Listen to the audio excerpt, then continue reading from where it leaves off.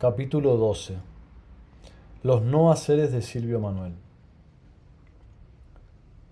Don Juan y sus guerreros hicieron una pausa a fin de dar campo a que la mujer nahual y yo pudiéramos cumplir con la regla, esto es, mantener, engrandecer y conducir a los 8 guerreros a la libertad.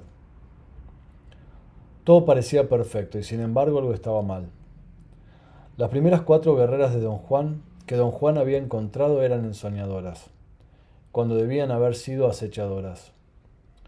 Don Juan no sabía cómo explicar esta anomalía.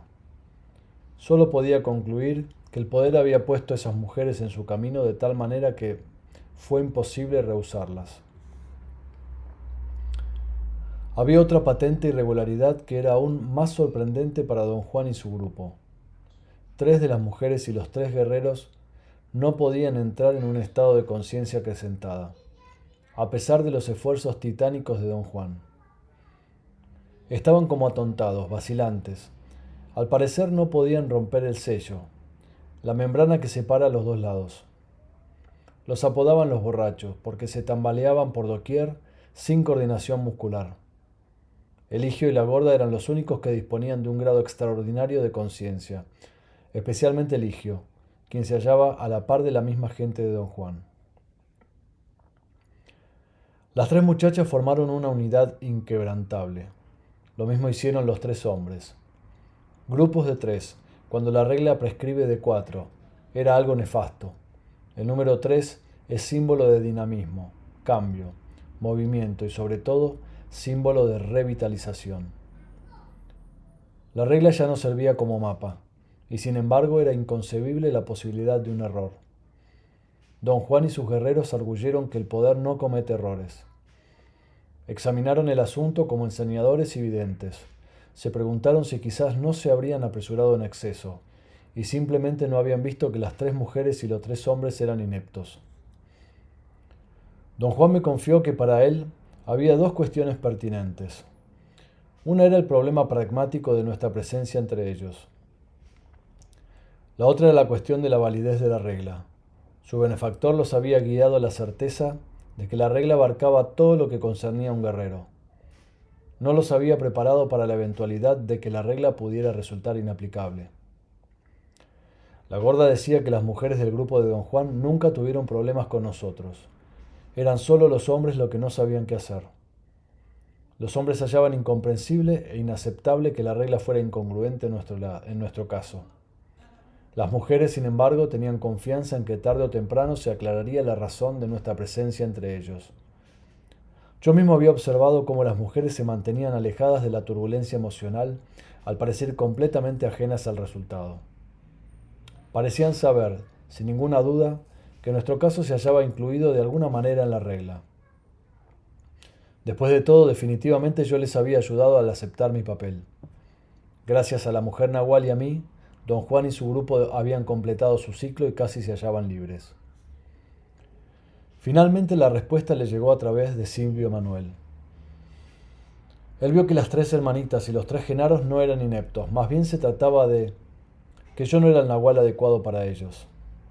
Yo no podía guiarlos porque tenía una configuración insospechada que no encajaba con el patrón establecido por la regla. Una configuración que a don Juan, como vidente, le había pasado desapercibida. Mi cuerpo luminoso daba la apariencia de tener 4 compartimentos, cuando en realidad solo había 3. Había otra regla para lo que llamaban el nahual de 3 puntas. Yo pertenecía a esa regla. Silvio Manuel dijo que yo era como un pájaro incubado por el calor y el cuidado de pájaros de otras especies. Todos ellos aún se hallaban obligados a ayudarme, así como yo mismo estaba obligado a hacer todo por ellos, pero aún así yo no pertenecía a su grupo. Don Juan asumió toda responsabilidad, puesto que él me había encontrado. Sin embargo, mi presencia en el grupo obligó a que todos dieran de sí hasta el máximo, buscando 2 cosas: una explicación de qué era lo que yo hacía entre ellos y la solución del problema de qué hacer conmigo. Con gran rapidez Silvio Manuel encontró los medios por los cuales se podían deshacer de mí. Tomó la dirección del proyecto, pero como no tenía ni la energía ni la paciencia para tratar conmigo, comisionó a don Juan para que hiciera lo necesario en calidad de suplente suyo. La meta de Silvio Manuel consistía en prepararme para el momento en que un mensajero me trajese la regla pertinente al nahual de 3 puntas. Dijo que no le correspondía a él personalmente revelar esa porción de la regla. Yo debía, como todos los demás, esperar a que llegara el momento adecuado. Aún había otro serio problema que añadía más confusión. Tenía que ver con la gorda, y a la larga conmigo. La gorda había sido aceptada en mi grupo como mujer del sur. Don Juan y el resto de sus videntes lo habían confirmado. Parecía hallarse con la misma categoría de Cecilia, Deva, Marta y Teresa. Las similitudes eran innegables, pero luego la gorda perdió el peso superfluo y adelgazó hasta la mitad de su tamaño anterior. El cambio fue tan radical y profundo que se convirtió en otra persona. Pasó desapercibida durante mucho tiempo, simplemente porque los demás guerreros se hallaban tan preocupados con mis dificultades que no le prestaron atención. Después, cuando ocurrió su drástico cambio, todos tuvieron que concentrarse en ella, y vieron que no era una mujer del sur. Lo abultado de su cuerpo los había hecho verla inadecuadamente. Entonces recordaron que desde el momento en que llegó, la gorda en realidad no podía llevarse bien con Cecilia, Delia y las otras mujeres del sur. Por otra parte, se hallaba fascinada con Nélida y Florinda, porque en realidad siempre había sido como ellas. Lo cual significaba que había 2 ensoñadores del norte en mi grupo, la gorda y Rosa, una estridente discrepancia con la regla. Don Juan y sus guerreros experimentaron una tremenda confusión. Interpretaron todo lo que les ocurría como un augurio, una indicación de que las cosas habían tomado un curso imprevisible, puesto que no podían aceptar la idea de que un error humano supeditara la regla. Asumieron que un designio superior los había hecho errar por razones difíciles de discernir, pero que no por eso dejaban de ser reales. Estudiaron el asunto de cómo remediar todo esto, pero antes de que alguno de ellos llegara a una respuesta, una verdadera mujer del sur, doña Soledad, entró en escena con tal fuerza que le fue imposible rechazarla. De acuerdo con la regla, ella era acechadora. Su presencia nos distrajo. Durante un tiempo pareció como si ella fuera a empujarnos hacia otro nivel. Creó un movimiento vigoroso. Florinda la tomó bajo su mando para instruirla en el arte de acechar. Pero todo el beneficio que ella trajo consigo no fue suficiente para remediar una extraña pérdida de energía que yo experimentaba. Una languidez que parecía aumentar día a día. Finalmente Silvio Manuel dijo que en su ensoñar había recibido un plan maestro. Estaba rebosante de alegría y se apresuró a discutir los detalles con don Juan y con los demás guerreros. La mujer nahual fue invitada a las discusiones, pero yo no. Esto me hizo sospechar que no querían que yo me enterara de lo que Silvio Manuel había descubierto acerca de mí. Le hablé a cada uno de ellos de mis sospechas. Todos lo negaron y se rieron de mí, salvo la mujer nahual, quien me dijo que yo estaba en lo cierto. El ensueño de Silvio Manuel le había revelado la nefasta razón de mi presencia ante ellos. Yo tenía, sin embargo, la obligación de aceptar mi destino, que consistía en no saber la naturaleza de mi tarea hasta el momento en que me hallara listo para saberlo. Habló con tanta seriedad que no tuve más recurso que aceptar sin preguntas todo lo que me decía. Creo que si don Juan o Silvio Manuel me hubieran dicho lo mismo, yo no me habría rendido tan fácilmente. La mujer nahual también me dijo que ella había persistido en que don Juan y los demás me informaran el propósito general de sus acciones, aunque solo fuera para evitar fricciones y rebeldías innecesarias. Me dijeron que lo que Silvio Manuel se proponía hacer era prepararme para mi tarea llevándome directamente a la segunda tensión. Para ello planeaba llevar a cabo maniobras que galvanizarían mi conciencia. En presencia de todos los demás me dijo que estaba tomándome a su cargo y por tanto me llevaría a la zona de su poder. Nos explicó que en sus ensueños se le habían presentado una serie de no haceres diseñados para un equipo compuesto por la gorda y por mí como actores, y por la mujer nahual como vigilante. Silvio Manuel solo tenía palabras de admiración cuando se refería a la mujer nahual. Decía que ella era de una clase exclusiva y que podía desempeñarse de igual a igual con él o con cualquier otro de los guerreros del grupo. No tenía experiencia, pero podía manejar su atención como quiera que lo necesitara. Silvio Manuel me confesó que para él, la destreza de la mujer nahual era un misterio tan grande como lo era mi presencia entre ellos, y que la fuerza de la mujer nahual era tan intensa que yo era un principiante junto a ella, a tal extremo que le pidió a la gorda que me auxiliara, en especial para que yo pudiera resistir el contacto de la mujer nahual. Para nuestro primer noacer, Silvio Manuel construyó una enorme caja de madera donde cabíamos la gorda y yo, si nos sentábamos espalda contra espalda con las rodillas hacia arriba. La caja tenía una tapa de enrejado para permitir la ventilación. La gorda y yo teníamos que entrar en ella y sentarnos en total oscuridad y silencio, sin quedarnos dormidos. Silvio Manuel empezó dejándonos entrar en la caja por breves periodos. Después los aumentó conforme nos acostumbrábamos al procedimiento, hasta que pudimos pasar la noche entera dentro de ella sin movernos ni dormitar. La mujer nahual se quedaba con nosotros para asegurarse que no cambiásemos de niveles de conciencia a causa de la fatiga. Silvio Manuel decía que la tendencia natural, bajo condiciones de esfuerzo y tensión desacostumbrados, es cambiar del estado de conciencia acrecentada al normal y viceversa. El efecto general de este no hacer cada vez que lo llevábamos a cabo era una sensación inigualable de tranquilidad, de descanso, lo cual era un completo enigma para mí, ya que jamás nos quedamos dormidos durante esas vigilias de toda la noche. Atribuí esa sensación de tranquilidad al hecho de que nos hallábamos en un estado de conciencia acrecentada, pero Silvio Manuel dijo que una cosa nada tenía que ver con la otra, y que la sensación de descanso se debía a que nos sentábamos con las rodillas arriba. En el segundo no hacer, Silvio Manuel nos hacía tender en el suelo en nuestro lado izquierdo, como perros hechos ovillo, casi en una posición fetal, con las frentes sobre los brazos doblados. Silvio Manuel insistió en que conserváramos los ojos cerrados lo más que pudiéramos, abriéndolos tan solo cuando nos indicaba que cambiáramos de posición, y que nos tendiéramos en el lado derecho. Nos explicó que el propósito de este no hacer era separar a nuestro sentido del oído del de la vista. Como antes, Silvio Manuel gradualmente incrementó la duración de las sesiones hasta que pudimos pasar toda la noche en una vigilia auditiva. Silvio Manuel nos dijo que estábamos entonces listos para entrar a otra área de actividad. Nos explicó que en los dos primeros no haceres habíamos roto cierta barrera perceptual mientras estábamos pegados al suelo. A manera de analogía, comparaba a los seres humanos con árboles.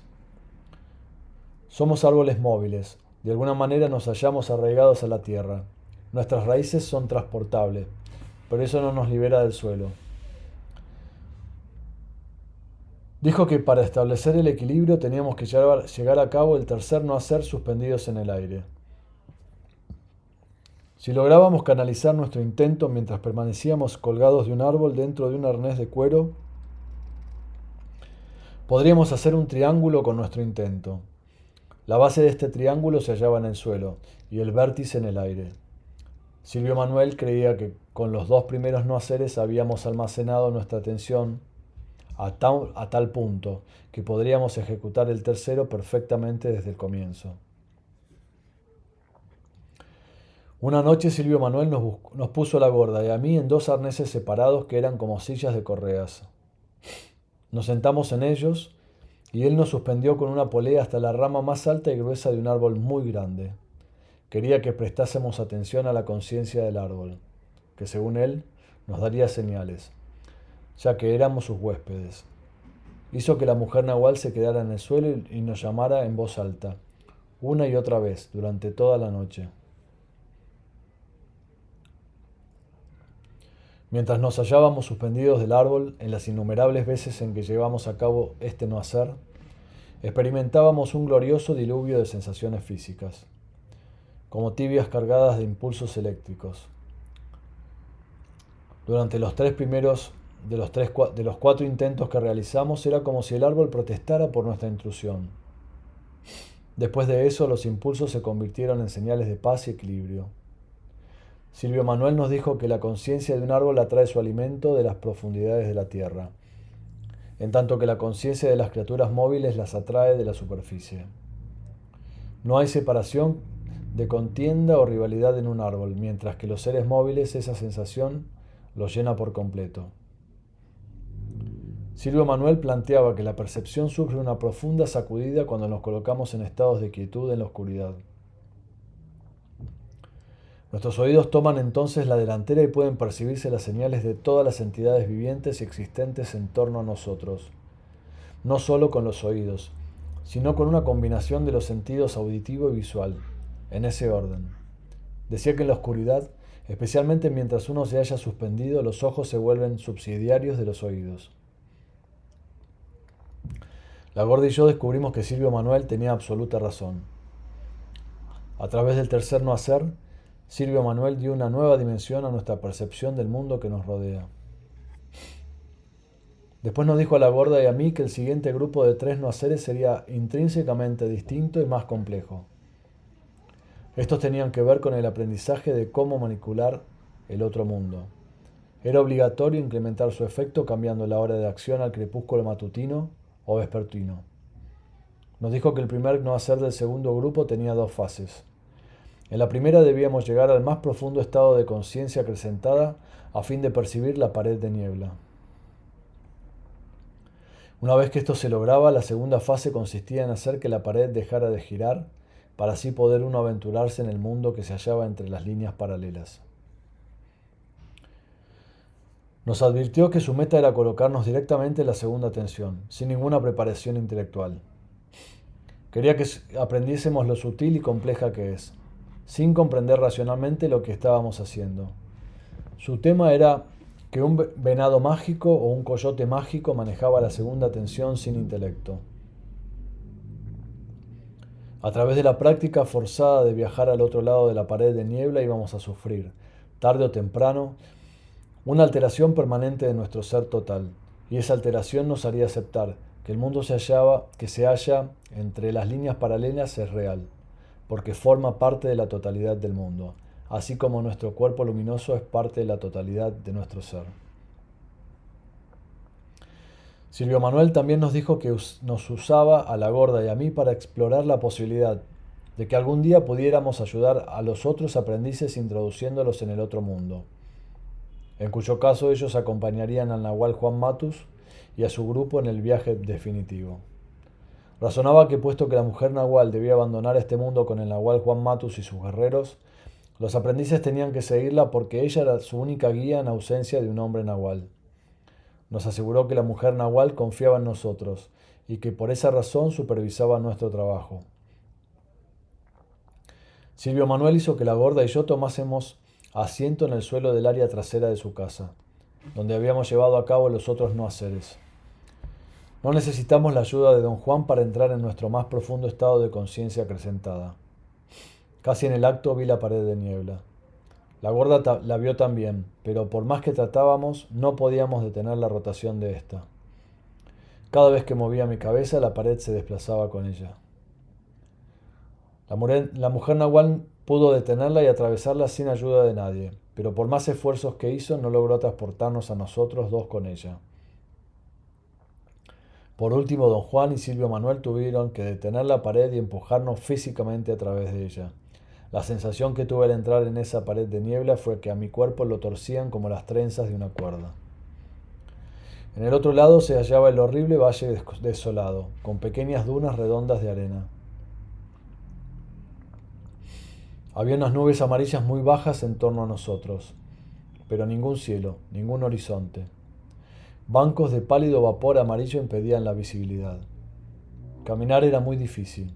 La presión parecía mucho mayor que aquella a la que mi cuerpo está acostumbrado. La Gorda y yo caminamos sin rumbo, pero la mujer Nahual parecía saber hacia dónde se dirigía. Mientras más lejos nos íbamos de la pared, más oscuro era todo, y más difícil resultaba avanzar. La Gorda y yo no pudimos ya seguir caminando erectos. Tuvimos que gatear. perdí mi fuerza y a la gorda le pasó lo mismo.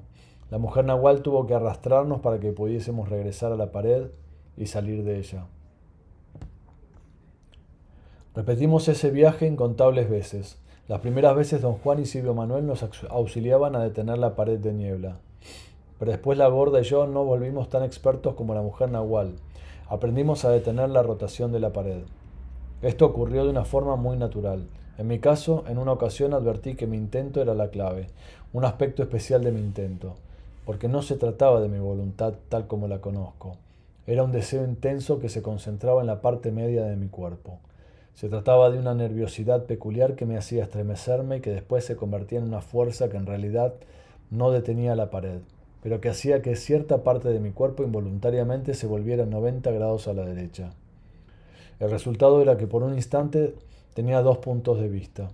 Miraba el mundo dividido en dos por la pared de niebla y al mismo tiempo contemplaba directamente un banco de vapor amarillento. Esta última visión ganaba predominancia y algo me jalaba hacia la niebla y más allá de esta. Otra cosa que aprendimos fue a considerar ese lugar como algo real. Nuestros viajes se transformaron para nosotros en algo tan concreto como una excursión a las montañas, o un viaje por mar en un bote de vela. El valle desierto con promontorios que semejaban dunas de arena para nosotros era tan real como cualquier parte del mundo. La gorda y yo teníamos la sensación de que los tres pasábamos una eternidad en ese mundo que se halla entre las líneas paralelas, y sin embargo no podíamos recordar qué era lo que realmente acontecía allí. Solo podíamos recordar lo aterradores que eran los momentos cuando teníamos que salir de ese mundo para retornar al de la vida de todos los días. Siempre eran momentos de tremenda angustia e inseguridad. Don Juan y todos sus guerreros siguieron nuestros empeños con gran curiosidad. Solamente Eligio siempre se hallaba tan extrañamente ausente de todas nuestras actividades. Aunque era un guerrero insuperable que solo se podía comparar con los guerreros del grupo de don Juan, nunca tomó parte de nuestras luchas ni nos auxilió de ninguna manera. La gorda decía que Eligio había logrado adherirse a Milito, y así directamente al nahual Juan Matus. Nunca fue parte de nuestro problema porque él podía trasladarse a la segunda tensión en un abrir y cerrar de ojos. Para él, viajar a los confines de la segunda tensión era tan fácil como sacudir los dedos. La gorda me hizo recordar el día en que los insólitos talentos de Eligio le permitieron descubrir que yo no era el hombre indicado para ellos, mucho antes de que cualquier otro tuviera la menor sospecha de la verdad. Me hallaba sentado bajo una ramada atrás de la casa de Vicente cuando Emilito y Eligio repentinamente aparecieron. Todos estaban acostumbrados a que Emilito se ausentara durante largos periodos de tiempo. Cuando volvía al parecer, todos daban por cierto que había vuelto de un viaje. Nadie le formulaba preguntas. Él hacía una relación de sus descubrimientos primero a don Juan y después a todo aquel que quisiera escucharlo. En ese día era como si Emilito y Eligio simplemente hubieran entrado en la casa por la puerta trasera. Emilito se hallaba tan efervescente como siempre, Eligio en su acostumbrada condición silenciosa y sombría. Yo siempre pensé, cuando los dos se encontraban juntos, que la exquisita personalidad de Emilito abrumaba a Eligio y lo hacía aún más taciturno. Emilito entró a la casa a buscar a don Juan y Eligio me abrazó sonriente. Fue a mi lado, puso su brazo sobre mis hombros y colocó su boca junto a mi oído para susurrarme que había roto el sello de las líneas paralelas y había entrado en algo que Emilito llamaba la gloria.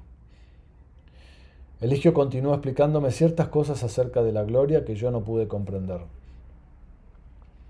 Era como si mi mente solo se pudiera concentrar en la periferia de ese evento. Después de explicármelo, Eligio me tomó de la mano y me hizo ponerme en pie a la mitad del patio, mirando al cielo con mi barbilla levemente alzada.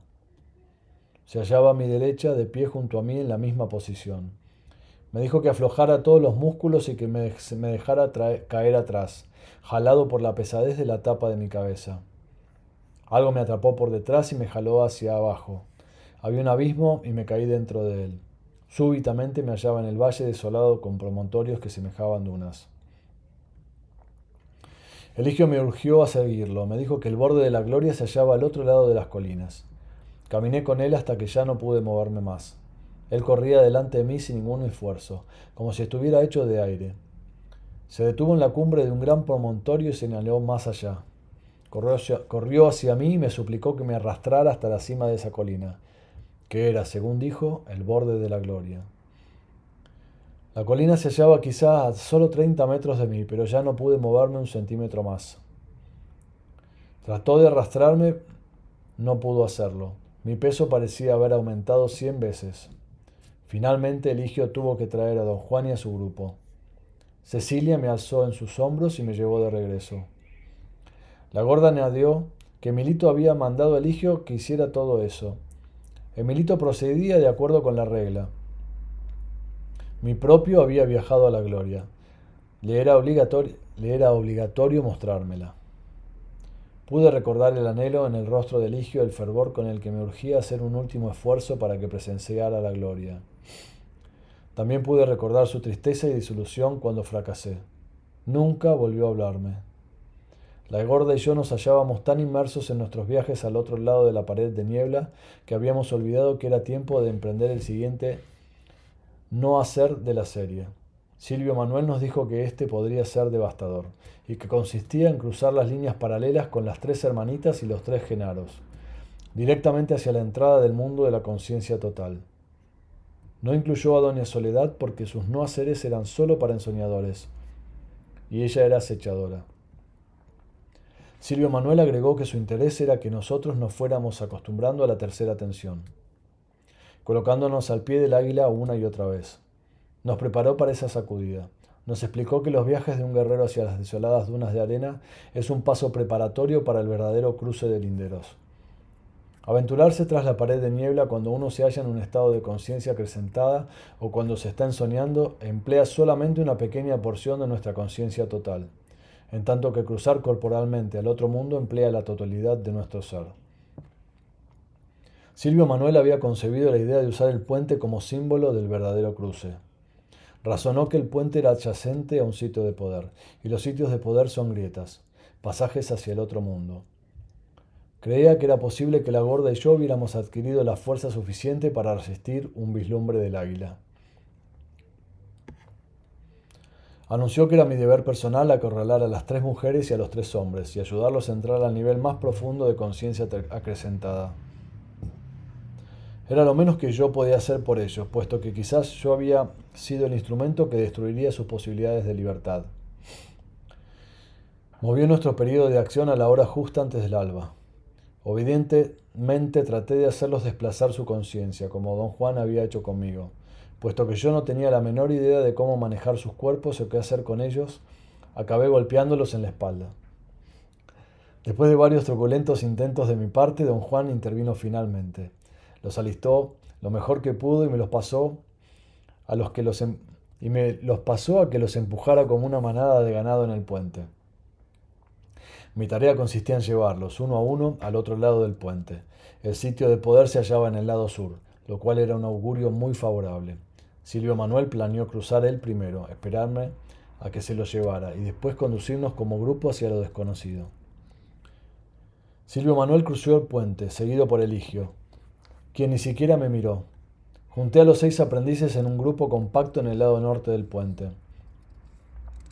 Todos estaban aterrorizados. Se desprendieron de mí y empezaron a correr en distintas direcciones. Atrapé a las 3 mujeres una a una y logré entregárselas a Silvio Manuel. Él las detuvo a la entrada de la hendidura entre los mundos. Los 3 hombres fueron demasiado rápidos para mí. Estaba muy cansado para perseguirlos. Miré a don Juan al otro lado del puente en busca de guía. Él y el resto de sus guerreros y la mujer nahual formaban un grupo compacto y me instaban con gestos a que corriera tras las mujeres y los hombres, riendo de mis torpes intentos. Don Juan hizo un gesto con la cabeza para indicarme que no hiciera caso de los 3 hombres y cruzara con la gorda hacia Silvio Manuel. Cruzamos. Silvio Manuel y Eligio parecían sostener los lados de una grieta vertical del tamaño de un hombre. Las mujeres corrieron y se ocultaron tras la gorda. Silvio Manuel nos urgió a todos a que entráramos por la apertura. Lo obedecí. Las mujeres no. Más allá de la entrada no había nada, y sin embargo ésta se hallaba repleta hasta los bordes de algo que no era nada. Mis ojos estaban abiertos, todos mis sentidos se hallaban alertas. Me forcé tratando de ver enfrente de mí, pero no había nada enfrente de mí. O si había algo allí, yo no podía comprender lo que era. Mis sentidos no estaban divididos en los compartimentos que les dan significado. Todo me llegó de golpe. O más bien la nada llegó a mí. Sentí que mi cuerpo era despedazado. Una fuerza desde mi interior empujaba hacia afuera. Yo me hallaba explotando, y no de una manera figurada.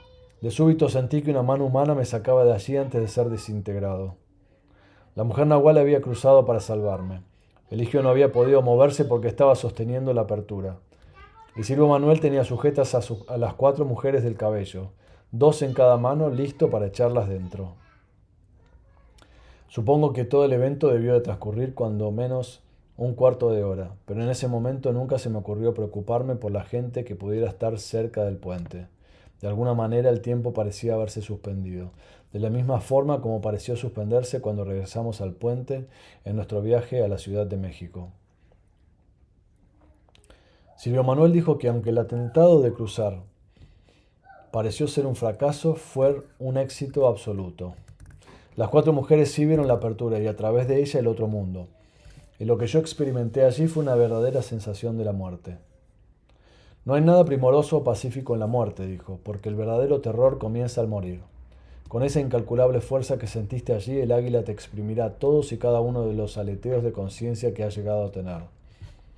Después Silvio Manuel nos preparó a la gorda y a mí para otro intento. Nos explicó que los sitios de poder en realidad eran agujeros en una especie de palo que evita que el mundo pierda su forma. Un sitio de poder es utilizado cuando uno ha congregado suficiente fuerza en la segunda tensión. Nos dijo que la clave para resistir la presencia del águila es la potencia del intento de uno. Sin intento no había nada. Me dijo que yo debía entender, puesto que yo era el único que había puesto el pie en el otro mundo, que lo que casi me había matado era mi incapacidad para cambiar mi intento. Sin embargo, él estaba confiado en que con una práctica forzada, todos nosotros llegaríamos a alargar nuestro intento. Pero no podía explicar lo que era el intento.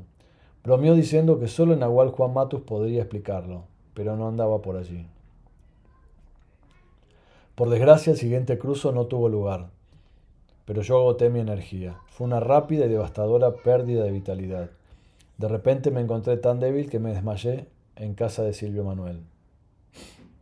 Le pregunté a la gorda si acaso ella sabía lo que ocurrió después. Yo no tenía idea.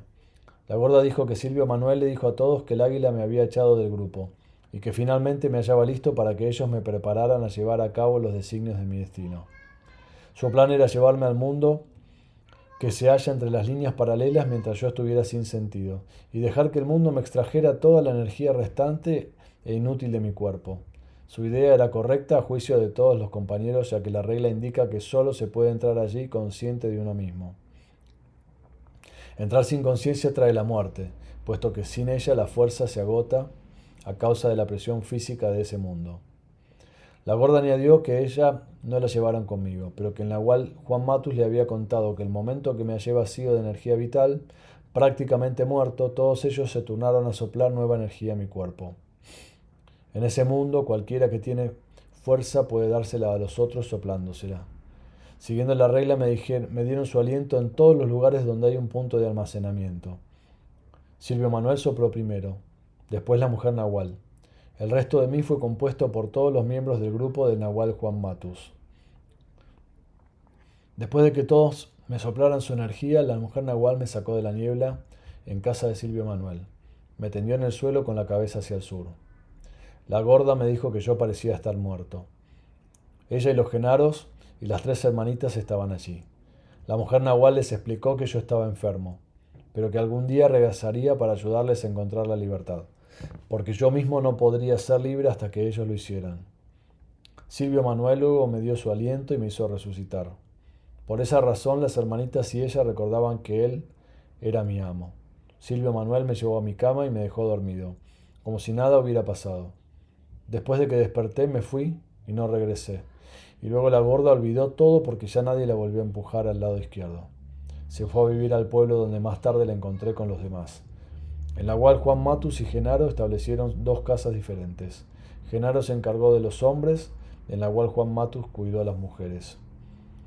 Todo lo que yo recordaba era el haberme sentido deprimido y débil. Luego perdí el conocimiento, y cuando desperté me hallaba en perfecto control de mí mismo. Efervescente, lleno de una energía extraordinaria y desacostumbrada. Mi bienestar se acabó en el momento en que don Juan me dijo que tenía que dejar a la mujer Nahual y a la gorda y buscar yo solo el perfeccionamiento de mi atención, hasta el día en que pudiera regresar a ayudar a todos los aprendices. También me dijo que ni me impacientara ni me desalentara, pues el portador o la portadora de la regla se me haría presente a su debido tiempo para así revelarme mi verdadera misión. Después ya no fui a ver a don Juan durante un largo tiempo. Cuando volví, él continuó haciéndome cambiar de la conciencia del lado derecho a la del izquierdo con dos fines. Primero, para que yo pudiera continuar mi relación con sus guerreros y con la mujer Nahual. Y segundo, para que él pudiera ponerme bajo el directo tutelaje de Zuleika. Me dijo que de acuerdo con el plan maestro de Silvio Manuel, había dos tipos de instrucción para mí. Uno para el lado derecho, el otro para el lado izquierdo. La instrucción del lado derecho pertenecía al estado de conciencia normal, y su fin era conducirme a la convicción racional de que hay otro tipo de conciencia oculta en los seres humanos. Don Juan se hallaba a cargo de esta instrucción. La del lado izquierdo había sido asignada a Zuleika. Estaba relacionada con el estado de conciencia acrecentada y tenía que ver exclusivamente con el manejo de la segunda atención a través del ensueño. De esa manera, cada vez que iba a México, pasaba la mitad del tiempo con Zuleika y la mitad del tiempo con don Juan.